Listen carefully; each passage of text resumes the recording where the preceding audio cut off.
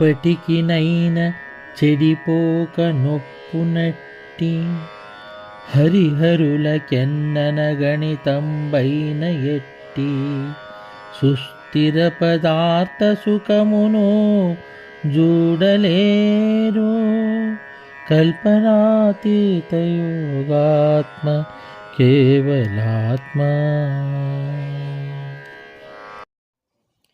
ఎప్పటికినైనా చెడిపోక నొప్పునట్టి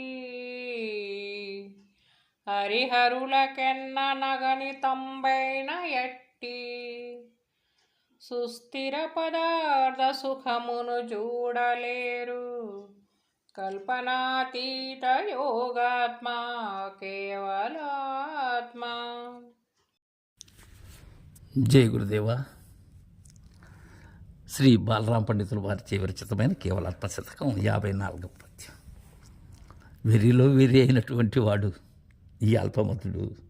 ఎలా అంటే ఎప్పటికినైనా చెడిపోక నొప్పునట్టి, ఎప్పటికీ చెడరాని పదార్థము ఇది పరిపూర్ణం. నేను లేనటువంటిది, నేను తెలియరానటువంటిది, గురు గోప్యమైనటువంటిది. అది దానికి చెడిపోవటము లేదు, అరుదించటము లేదు, బాగుగా ఉండటము లేదు, ఏమీ లేదు. దానికి ఏక ప్రకారము ఉండి అలా అలరారేటువంటి, అలా ఒప్పిదమైనటువంటి దానిని ఇంకా హరిహరులకెన్న నగణితంబైన, హరిహరాదులు ఎవరికీ సాధ్యం కాదది. ఎంత పండితులైనా గురుదరి చేరక తెలియరాని గుప్తమయ్యున్నది. అది గురుస్వరూపమై ఉన్నది. లెక్కించుటకు వీలు కానటువంటిది. నన్ను లెక్కించవచ్చు. అట్టి సుస్థిర పదార్థ సుఖమును చూడలేరు. ఎవరు?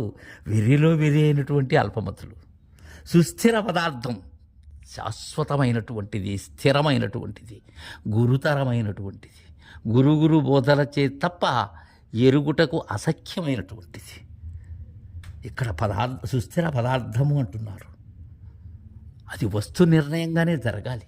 పదార్థము అంటే వస్తువు. మనకు సప్త పదార్థాలు పెద్దలు చెప్తారు.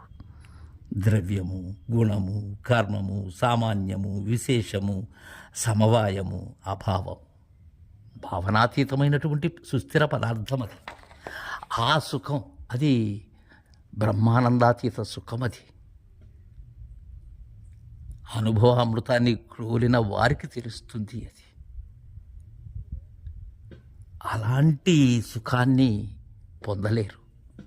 అది ఈ సుఖము, ఆనందము, దుఃఖము వాటిలో సుఖం కాదు, వాటిలో ఆనందం కాదది. అది కేవలానందం. అదే కైవల్యం.